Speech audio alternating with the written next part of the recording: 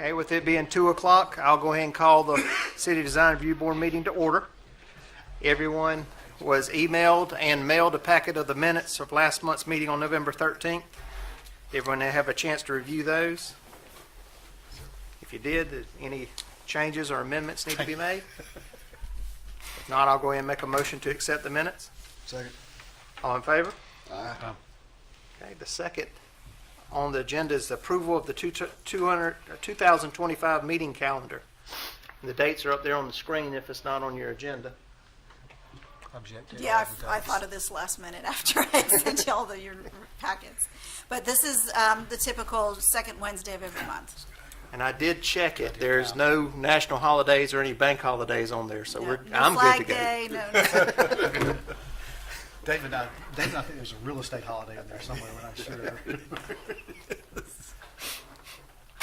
Motion to approve as submitted. And second, Second. all in favor? Aye. Aye. Okay, the meeting calendar is set. Our first case for public hearing today is a request for, it's DRB 2024-24. It's a request for a certificate of appropriateness to approve the view on the Behringer townhouses identified at Florence County Tax Map number 901-03-01-005, located in the D1 Redevelopment Overlay District. Staff? Good afternoon. The applicants are seeking a COA to construct 10 townhouse units, and this is on a 1-acre lot that is bordered by Behringer, South Church, and East Pine Streets, and it is in the D1 Redevelopment Overlay District. Here it is, and here's an up close. It's kind of an unusual parcel because it is bordered on 3 sides by streets. And the applicants recently had it rezoned from planned development to NC 6.3, which does permit the townhouses. So here it still shows it as the planned development zoning, but it has been rezoned by City Council. And it's all brand new construction, and the townhouses will be clad in wood accent siding and gray ephes. You'll see those elevations in just a moment. It's a modern, architecturally a modern style, so it's a little bit different from anything around it. But because it is a distinct parcel, there's nothing immediately adjacent to it, it seemed kind of appropriate to put it there. So this is the layout for it. They will have to go to get sketch plan approval from Planning Commission because each of these townhouse units is on a separate parcel. And they are intending to have these for sale, not just for rent. So, but this is the layout. What's considered the front is facing Behringer Street, and then the backs of the units are facing Pine Street and Church Street. These are the elevations. So this is what you would be seeing if you're on Pine Street or Church Street. Technically, it's the rear of the parcels because those are sliding glass doors on the ground floor. There are roof patios up on the top level, and then this would be more what you would see from Behringer Street. The inside, you would see the garage doors, you would see the front doors. And they're going to have some nice signage, and it'll be a circular drive that then accesses each individual driveway, and each unit has an in-unit garage as well as on-site parking. So each unit will have room for 2 cars. This is the interior elevation and the side elevation as well. As you can see, it's very different from what we're used to in the historic districts. And then these are some inspiration photos. There's the wooden siding and the ephes siding. And this is the style of garage door and entry door, and then the patio that would be up on the rooftops. And then those have a bit of a trellis over top them. So that concludes staff's report. Anyone have any questions of staff? Are the patios shared, or is it just? Each unit has its own. Okay. And then there will be some open shared space at the intersection of Church and Pine. They would like to eventually put a water feature, some benches, kind of a common area. Guest parking? Each unit would have would have space, and then there would be some space for guests along the driveway. It's not specifically laid out, but it looks like it would be available. Any other questions of staff? Anyone here to speak on the matter? Having no one, we'll go ahead and close the public hearing. We'll open it up for a request or a nomination. Issues, concerns? Mike, have you had any involvement? Obviously not. No, nobody's Any approached me about thoughts that. on it? It looks a little different than the norm around here, but I don't think that's necessarily bad. I mean, it's probably serving the hospital market over there, being where it's at. It will certainly be an improvement to the area. Right.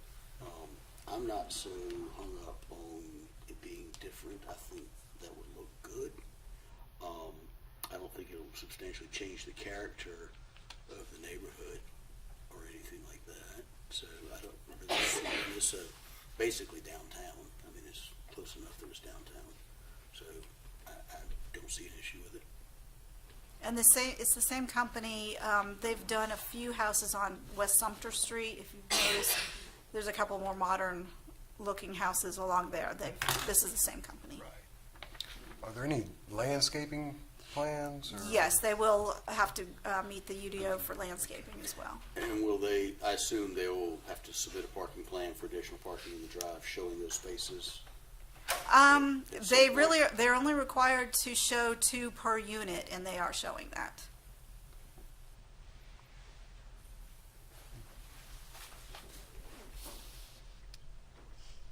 I believe there might be, is there on-street parking on that little bit of East Pine?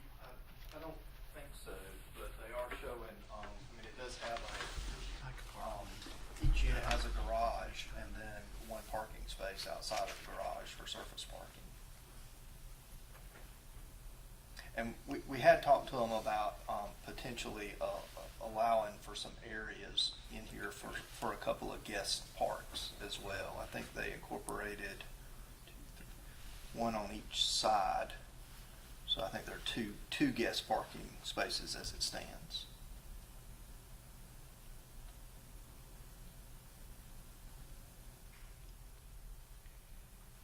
The townhomes, so they're exempt from the ADA requirements for any kind of handicap parking or anything like that.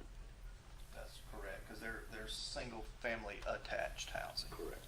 Yep.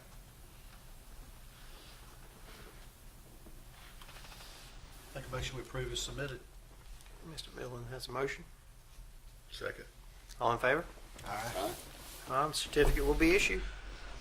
Congratulations. Our last case to hear today and our last case for the year, DRB 2024-25, is a request for a certificate of appropriateness to approve the duplex development to be located at 151 East Pine Street, identified at Florence County Tax Map number 90087-05-002 in the D3 Arts and Culture Overlay District. Staff?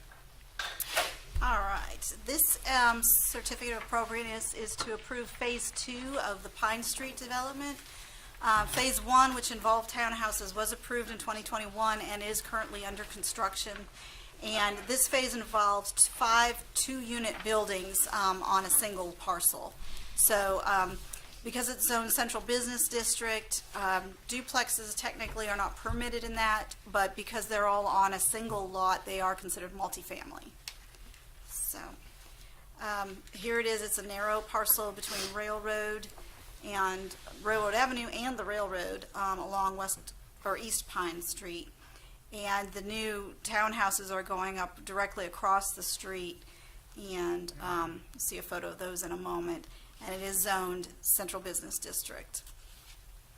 Again, this is new construction. The primary materials proposed will be red brick and smooth stucco. It'll match the townhouses that were already approved, as I said, back in 2021. On-site landscaping will be provided, And the ordinance does require a plaza or other outdoor area, so they are going to add a small seating area to, since it's considered multifamily, to accommodate that requirement. And even though it's a central business district, which does not require off-street parking, they are providing, I believe it's 11 parking spots. This is the site plan. The larger buildings, units 1, 2, and 3, have each has a 2-bedroom unit on the ground floor and a 2-bedroom unit on the second floor, so they're over under. And then units 4 and 5, which are right up against the railroad, are 1-bedroom units, one over the other, for a total of 10 units. And they will be providing fencing around the perimeter. The backyard, the interior parcels, property lines will have the privacy fence, and then the road frontage will have the brick and wrought iron fencing. So that is in keeping with the requirements of the ordinance. These are the elevations for, this is unit 1, this is the one at the very corner, and again, it's 2-bedroom units. And this is unit 2, which is in the middle there, and it's slightly different, but has the same articulation of windows and doors and the same materials. And then unit 3, which is the northernmost unit along Railroad, has a slightly different roof line. And then the 2 units on the interior with the 2 1-bedroom units will look the same. But those will be the interior. Those will provide a bit of a buffer against the railroad line itself. These are some of the materials that they'll be using, but again, they'll be complementary to the townhouses that are already going up across the street. And these are those townhouses, so you can see what it would look like. So that concludes staff's report. And we do have the representative here if you have questions for him.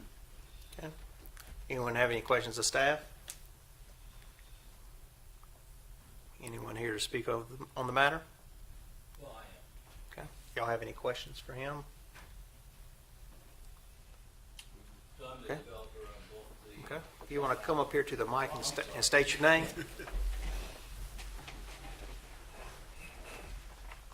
I'm Jesse Wiles, so the owner of Urban Development Services. So we're doing, as the staff mentioned, we're doing the phase 1, is what we call it, the 6 townhouses across that at the corner of Pine and Railroad, and then we acquired this lot about a year ago, actually December of 2023, and would like to do the development that you just mentioned. Basically to kind of give some balance to the corridor. This whole thing is designed to look like it all fits together as one master plan development. So phase 3 and 4 are the vacant lots further, I guess that would be east toward Dargan Street. They would be also townhouses that would be very similar to what we're building in phase 1. Anyone have any questions for him? Thanks for your time. You're welcome. We'll go ahead and close the public hearing and open it up for discussion or a motion. You said duplexes are not allowed? Yeah, they're not allowed in the central business district, which is considered a much more dense and intense residential district. So I think that's why, according to the chart in the UDO, they're not permitted, but multifamily is.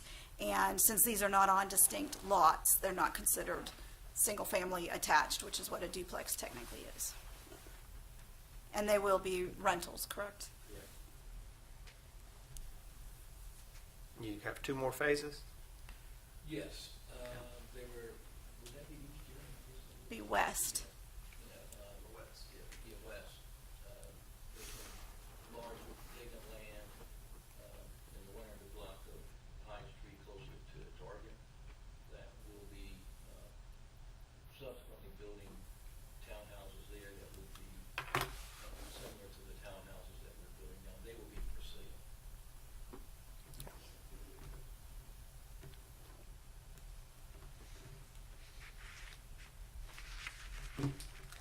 motion to approve as submitted. We have a motion, second. Second.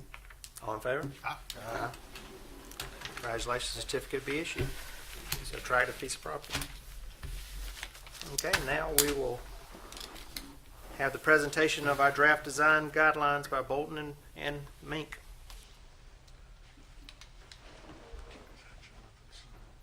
I think Derek put it in on.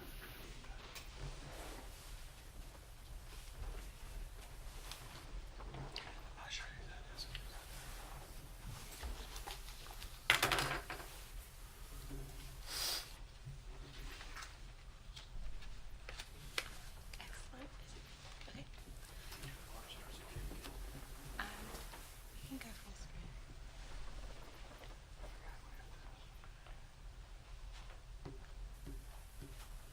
Should find the computer.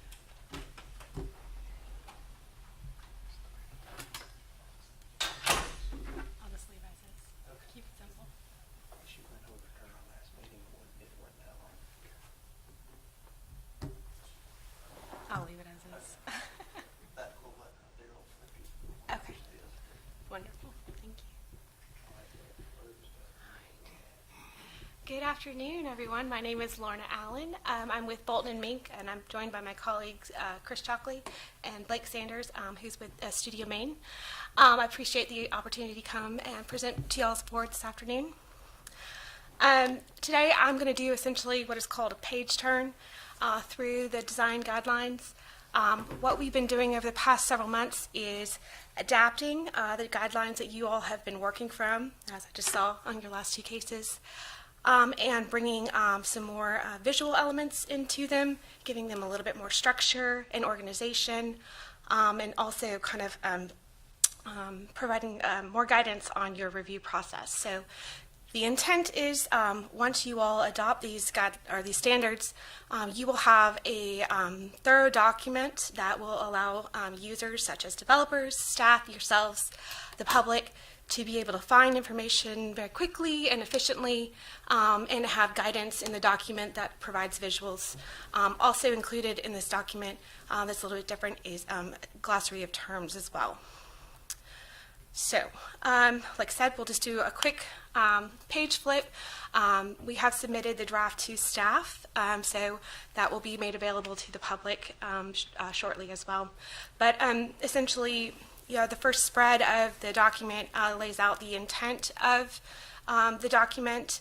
Also, it acknowledges the funding through the U.S. Department of the Interior, as well as the way it's organized. So first and foremost is Florence by design, as we tell it, but it's really tying back to why you all find guidance for guidelines very important to your community.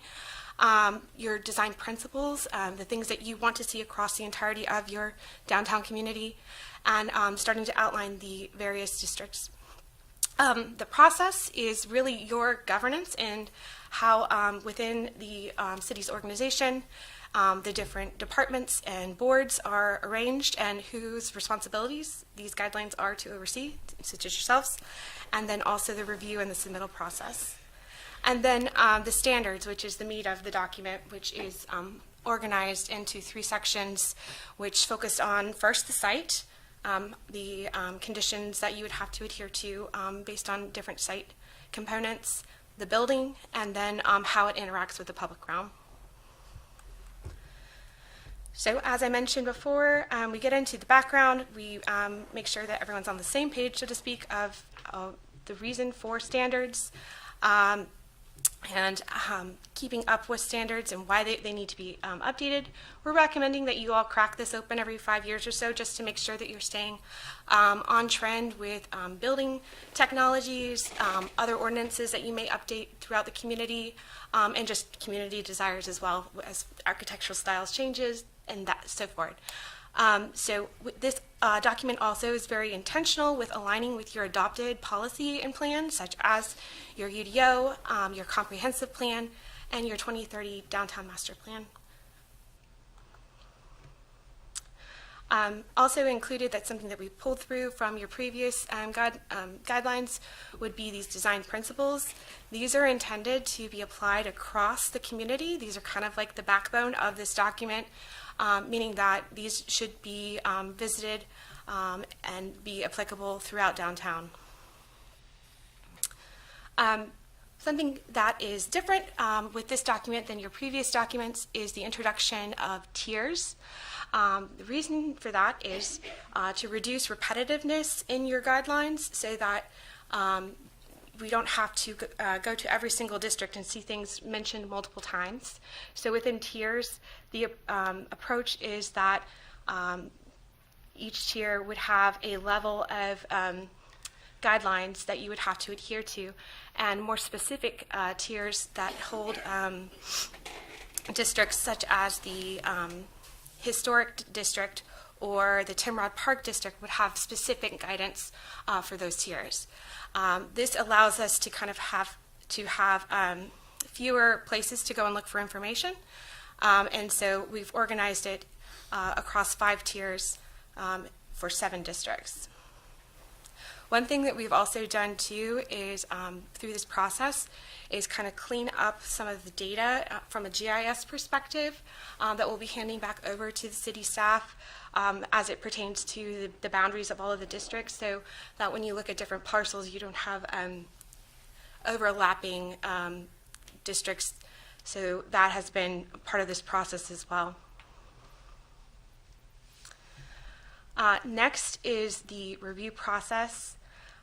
So this is overseen by you all, of course, as well as staff. We have provided a kind of flow chart that gives you a step-by-step process for reviews, whether it may be a minor project or a major project, and the path in which you should take to have your plans reviewed, starting with a pre-submittal meeting. This section also includes your general application requirements, site plan requirements, elevation requirements, and any additional requirements in order to obtain that certificate of appropriateness. Also included in this section is guidance on what type of project or proposed work would warrant a minor or major project by category. So most of these are outlined here, based on whether they're minor or major, and whether they would need staff approval if they're minor, or if they're major, would need the DRB approval. This is kind of one of those other things that, as I was mentioning, every 5 years you want to crack this open and amend. You may want to add other elements to this list as well, as things change, or you see that you may have need for more guidance. This would be one of those things that you might want to update regularly. The next section is the standards section, and what we have done, as I mentioned, is set up a guiding framework for you. It's broken into 3 sections. One, the public realm, which is essentially everything from between buildings and buildings. So within the street, your sidewalks, your street trees, all of those things. We felt it was important to include it in this document so that you, when you all are working on projects, whether they be private or public or P3, there is an expectation for the type of environment in the public realm that you're hoping to achieve. Next is the site design, and it's essentially, as you all know, how a building fits within a site, what that frontage is along a primary, a secondary streets, side yard, rear yard, setbacks, step backs, all of those elements are included within the site design. And then lastly is the building design, which is largely guided by the character of each of the tiers and their districts. So really leaning in heavily to the character, so you will have a better defining elements to lean on once you're making your decisions.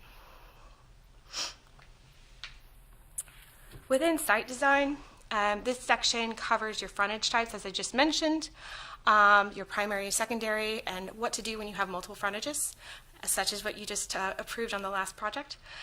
Building placement, whether you have residential setbacks, non-residential build-to lines, build-to percentages, as well as your building height, and what to do when you have 2 tiers that abut each other. What in that scenario happens, what the height step backs do, and what the rear and side step backs do. And in each of these sections, you'll note that we have included charts at the throughout that kind of indicate what you do within each tier in each district. Also included in site design is open space, requirements by tier, public on-site open space types that would be permissible within each of the tiers, as well as outdoor dining, whether it be on-site within the public right-of-way and also general requirements and standards. Screening would include just general standards, how to screen for parking utilities, and the type of materials expected, as well as landscape and stormwater, whether it's being dealt with, how it's being dealt with on-site, and best practices, as well as parking on-street, surface structured, shared, and various parking requirements by tier. Have this in here. Again, just to show you that we have included as well different diagrams. It's a little bit of a departure from your previous standards to show expectations for different types of parking configurations.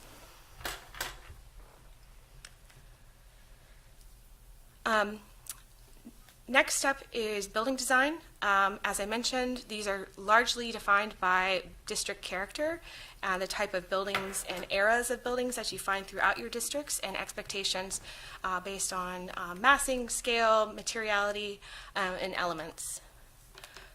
One thing that we've done a little differently in this section is, excuse me, we've broken down building types, knowing that you do have various building types throughout your districts. So we've broken them into non-residential development and residential development. Non-residential development and residential development within that has two sub-tiers for rehabilitation and new buildings or additions. So that way you know exactly where to go and you don't have to sift through kind of multiple levels of information.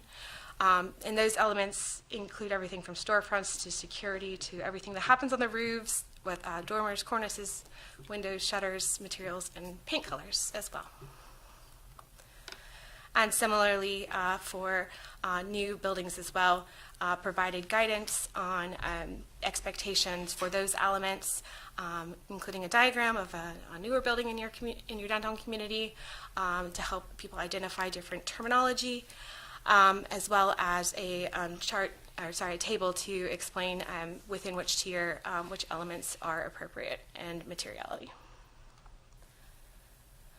And moving forward, residential design is the other half of that building section, and again, these are split into rehabilitation and new and addition projects.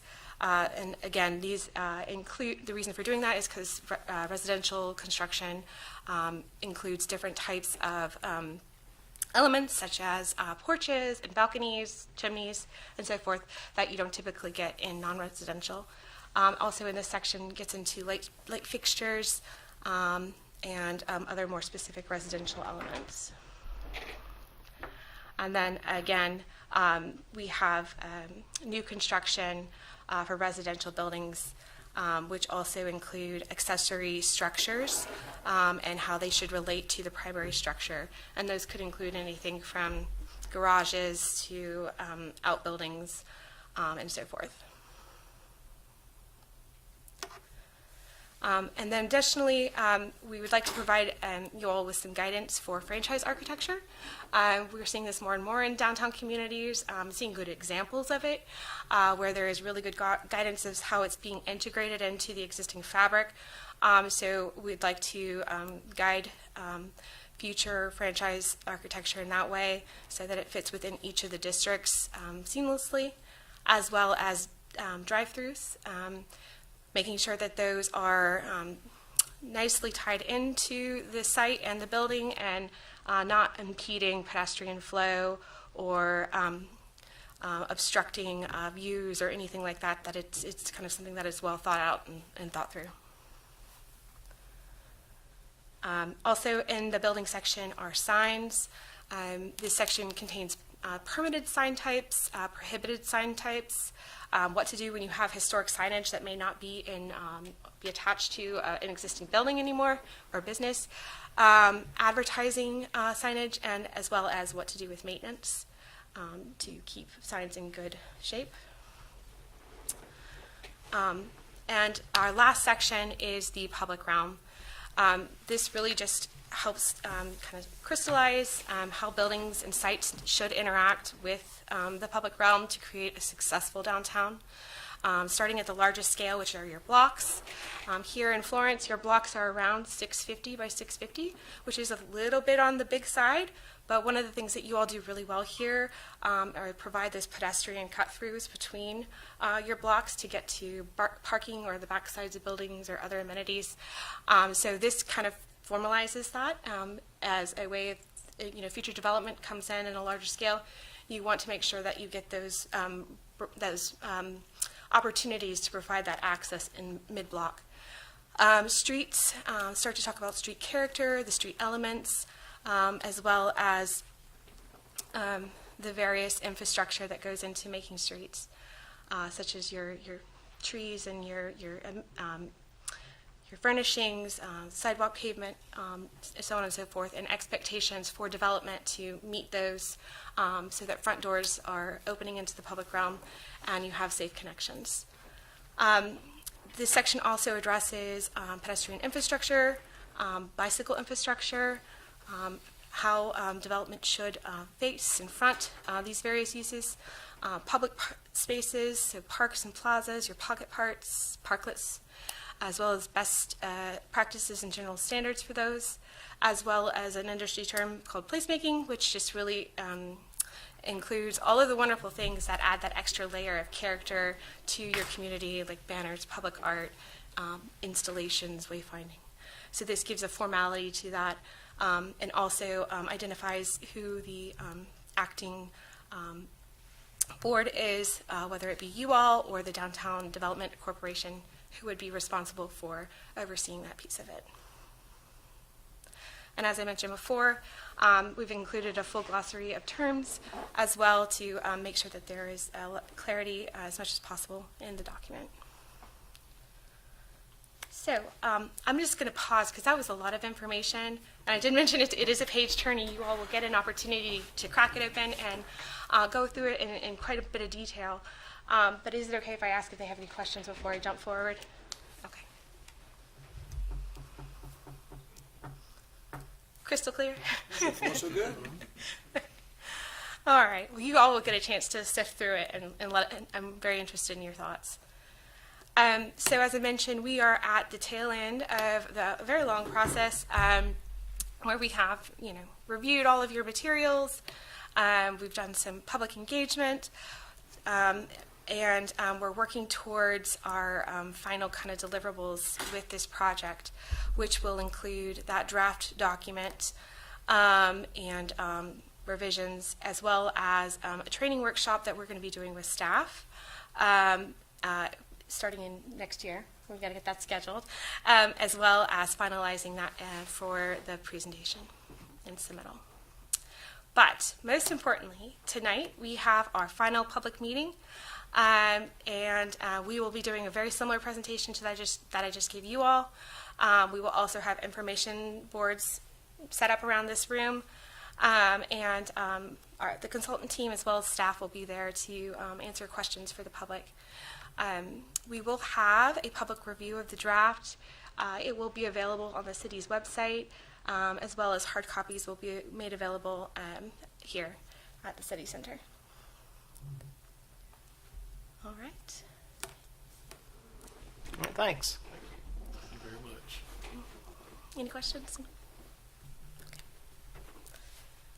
No questions. I do like the way the document flows a lot better than what we do have presently. So Thank you. thanks for y'all's time with it, and I think that's going to be a lot better going forward. All right. Okay.